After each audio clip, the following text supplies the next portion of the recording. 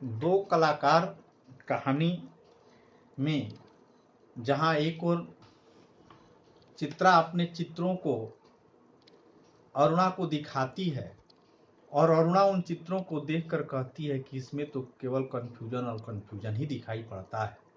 यहाँ तक हमने कहानी आपको समझाया था। कहानी अब अगले उसमें मुझे तो तेरे दिमाग के कंफ्यूजन का प्रतीक नजर आ रहा है। बिना मतलब जिंदगी खराब कर रही है। और अरुणा मुंह धोने के लिए बाहर चली गई। लौटी तो देखी 3-4 बच्चे उसके कमरे पर दरवाजे पर खड़े उसकी प्रतीक्षा कर रहे हैं। आते ही बोली, आ गए बच्चों, चलो मैं अभी आई। क्या ये बंदर पाल रखे हैं तूने? फिर जरा हंसकर चित्रा बोली, एक दिन तेरी पाठशाला का चित्र बनाना होगा।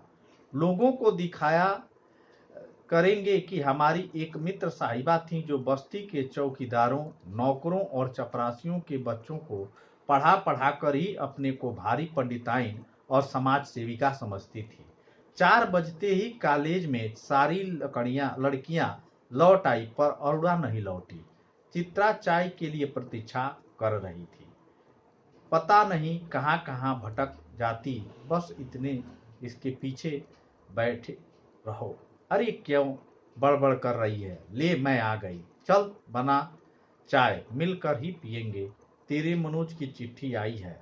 अरुणा लिफाफा फाड़कर पत्र पढ़ने लगी। जब उसका पत्र समाप्त हो गया तो चाय पीते पीते चित्रा बोली, आज पिताजी का भी पत्र आया है। लिखा है कि जैसे ही यह कोर्स समाप्त हो जाए मैं विदेश जा सकती हूँ। मैं तो जानती थी पिताजी कभी मना नहीं करेंगे। और देखिए यहाँ पर क्या है कि जहां अरुणा उठ करके और मुंह धोने के लिए चली जाती है, वहीं उसी समय कुछ बच्चे उसके दरवाजे पर आ खड़े रहते हैं, उसकी प्रतीक्षा में आते हैं, खड़े रहते हैं। क्यों प्रतीक्षा में रहते हैं? क्योंकि अरुणा क्या करती है? उन बच्चों को पढ़ाती है। अरुणा क्या करती है? बच्चों को पढ़ाती है। यानी बच्चों को क्या करती है? उन्हें शिक्षा में के विकास में उनका अपना योगदान देती है। अर्थात यहीं से जो अरुणा का चरित्र है वह क्या है? सामाजिक है। कैसा है? सामाजिक चित्र है। यानी कहीं ना कहीं वह समाज से जुड़ती है और सामाजिक कार्य करती है। अब देखिए यहाँ पर जहाँ चित्रा सीधे आमतौर पर कलाकार की बात करते हैं तो यही समझते हैं कि जो चित्रकार है, जो किसी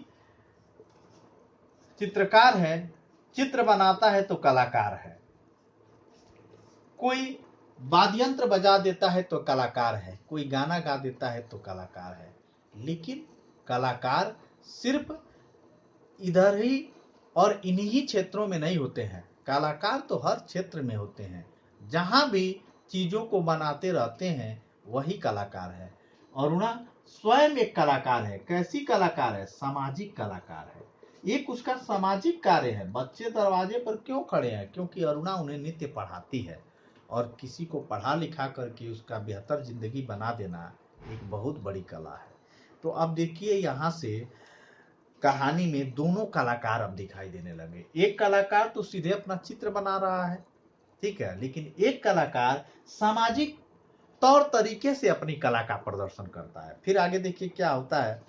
तो इसी में जैसे ही दरवाजे पर खड़े रहते हैं बच्चे, उन्हें देख करके चित्रा बोल देती है कि क्या बंदर पाल रखे हैं तूने? फिर जरा हंसकर चित्रा बोली, एक दिन तेरी पाठशाला का चित्र बनाना होगा। लोगों को दिखाया करेंगे कि हमारी एक मित्र साहिबा थी जो बस्ती के चौकीदारों, नौकरों और चपरासियों के बच्चों को पढ़ा कर ही अपने को भारी पंडिताइन और समाज सेविका समझती थी। कहीं ना कहीं क्या है? सामाजिक कार्य करती है, समाज सेविका है। ठीक है। निम्न वर्ग के लड़कों को, निम्न वर्ग के लोगों के बच्चों को पढ़ाकर उसे आगे बढ़ाने का कार्य करती है। यह भी तो एक कलाकार है। फिर चाय पर इंतजार करती है। चाय पर इंतजार करने के दौरान जैसे ही चित्रा आती है तो वो कहती है कि क्या बड़बड़ा रही हो? लो मैं तो आ गई हूँ और चल चाय बना, साथ में पीते हैं। उसी चाय पीने के दौरान कुछ बातें होती हैं, ठीक है। और वह उधर एक तरफ जो है उसके पिता का पत्र आता है चित्रा के कि चित्रा अब अपना कोर्स समाप्त करके विदेश भी जा सकती है। इससे तात्पर्य यह है कि चित्रा क्या है, एक अच्छे परिवार से बिलोंग करती है। यानी जो चित्रा है वो चित्रा एक संपन्न परिवार से है, चित्रा संपन्न परिवार से संबंधित है। ठीक है, यानी जहां पर्याप्त संसाधन है, धन है, पैसा है, ठीक है। लेकिन अरुणा एक छोटे परिवार से आती है, एक संघर्षशील परिवार से आती है। ठीक है, दोनों के परिवेश में अंतर है। चित्रा जहां निम्न आय वाले परिवार से संबंध रखती है, वहीं चित्रा संपन्न परिवार से संबंध रखती है। लेकिन देखिए दोनों अपने अपने दिशा में एक कलाकार है। आगे, हाँ भाई, धनी पिता की इकलौती बिटिया ठहरी, तेरी इच्छा तभी कभी टाली जा सकती है, पर सच कहती हूँ कि मुझे तो सारी कला इतनी निरर्थक लगती है, इतनी बेमतलब लगती है कि बता नहीं सकती। किस काम की ऐसी कला जो आदमी को आदमी न रहने दे। अरुणा आवेश में बोली, तो तू मुझे आदमी नहीं समझती क्यों? तुझे दुनिया से कोई मतलब नहीं, दूसरों से कोई मतलब नहीं, बस 24 घंटे अपने रंग और तुलिकाओं में डूबी रहती है। दुनिया में इतनी बड़ी घटना घट जाए पर उसके लिए तेरे चित्र के लिए आइडिया नहीं तो मेरे लिए वो घटना का कोई महत्व नहीं रखती। हर घड़ी, हर जगह और हर चीज में तू अपने चित्रों के लिए मॉडल खोजा करती है। कागज पर इन निर्जीव चित्रों को बनाने के बजाय दो चार की जिंदगियां क्यों नहीं बना देती? तेरे पास सामर्थ्य है और साधन है।